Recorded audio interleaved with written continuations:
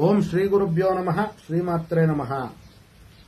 ನೋಡಿ, ಯಾರೆಲ್ಲ ಜಾತಕದಲ್ಲಿ ಚಂದ್ರಗ್ರಹ ಮತ್ತು ಬುಧ ಗ್ರಹ ವಿಷಮ ಸ್ಥಾನದಲ್ಲಿ ಇದ್ದಂತಹ ಪಕ್ಷದಲ್ಲಿ ಅಥವಾ ಕ್ರೂರ ಗ್ರಹರ ಒಂದು ಸಂಯೋಗವನ್ನ ಹೊಂದಿದಾಗ ಅವರಿಗೆ ಪ್ರಜ್ಞಾಸ್ಥಿತಿ ಕಡಿಮೆ ಇರುತ್ತೆ ಮತ್ತು ಬುದ್ಧಿಶಕ್ತಿಯಲ್ಲಿ ವಿಕಾಸನ ಇರೋದಿಲ್ಲ ಅಂತವರು ನೋಡಿ, ಶ್ರೀಕೃಷ್ಣ ಜನ್ಮಾಷ್ಟಮಿಯನ್ನ ಆಚರಣೆ ಮಾಡೋದ್ರಿಂದ ಮತ್ತು ಕೃಷ್ಣನ ಒಂದು ಆರಾಧನೆ ಮಾಡೋದ್ರಿಂದ ವಿಶೇಷವಾದಂತಹ ಒಂದು ಮಾನಸಿಕ ಸ್ಥಿತಿಯನ್ನ ಮತ್ತು ವಿಶೇಷವಾದಂತಹ ಮಾನಸಿಕ ಶಕ್ತಿ ಮತ್ತು ಬುದ್ಧಿಶಕ್ತಿಯನ್ನ ಹೊಂದುತ್ತಾರೆ. ಅವರ ಒಂದು ಬುದ್ಧಿಯಲ್ಲಿ ವಿಕಾಸನ ಬರುತ್ತೆ.